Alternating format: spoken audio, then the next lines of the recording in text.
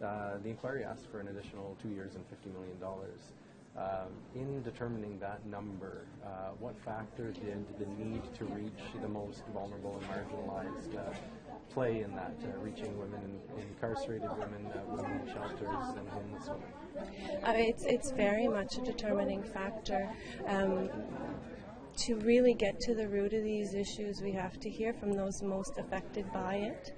So reaching those women and those girls is imperative to make sure we have the information that we need to find solutions that truly work. And is there a plan in how the Commission, the inquiry, would reach them? We have developed some ideas and some partnerships with organizations such as the Elizabeth Fry Association. We've been in discussions with them to use their knowledge on how to best reach particularly women who are in custody. Why is it not possible to do that work within the time frame that was originally allotted by the federal government? Well, I mean, the capacity issues, staffing, time. I mean, you've been on the road with us. We've been in communities across the country hearing from those who have registered.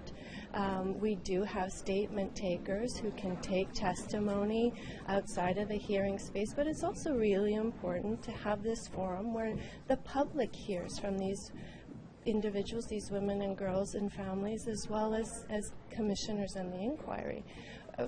Public inquiries have a key role in public education. So it's really important that the public, Canadians in general, hear the lived experience of Indigenous women and girls and learn from this as well as us learning from it. How has the interest been in terms of compared to what you were expecting at hearings like this one? I mean, every community we go to, we have a certain number of people who are pre-registered, and in almost every community the turnout is double of what we anticipated. I also think that as people come to understand that this is about violence and systemic violence and all forms of violence, although the title of the inquiry is Murdered and Missing Indigenous Women, we're also looking at all forms of violence. So as people become aware of the scope, and there's more and more interest in people coming forward wanting to share their experiences, their wisdom, and their recommendations for solutions. If an extension is not granted, would the inquiry be able to reach the demographics that we spoke about earlier, incarcerated, homeless, and those in shelters? We have limited time. Without an extension, we can't receive much more evidence past the end of May in order for us to do the analysis and to write the report. So we'll be really limited in the number of people that we can reach and the number of distinct groups and peoples we can reach. I'm thinking Pam Palmer specifically has called for a human rights framework to be applied to the inquiry. Has there been any discussion within the inquiry about bringing in international human rights experts?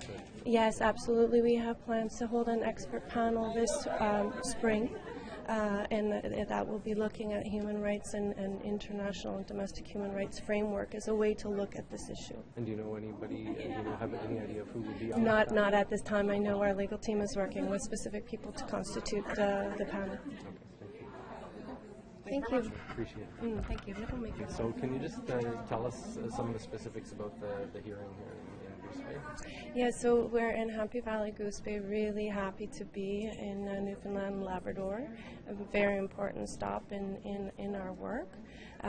We expect to hear from over 25 families and survivors talking about their experiences and the experiences that are specific to here. It's really important that we hear about local issues and local solutions. So I'm very excited for this week. It's going to be tough but really important work. If there's an extension granted, is there a possibility the inquiry would get to Newfoundland? Well, I'm sure you've seen part of the request. We do want to get to every jurisdiction for the institutional phases of our work, to get to the specifics within each jurisdiction, because there are distinctions, there's different legal frameworks within each province and territory, and getting to those regional specificities is really important to us, and that is part of the goal with additional time. Okay, thanks very much.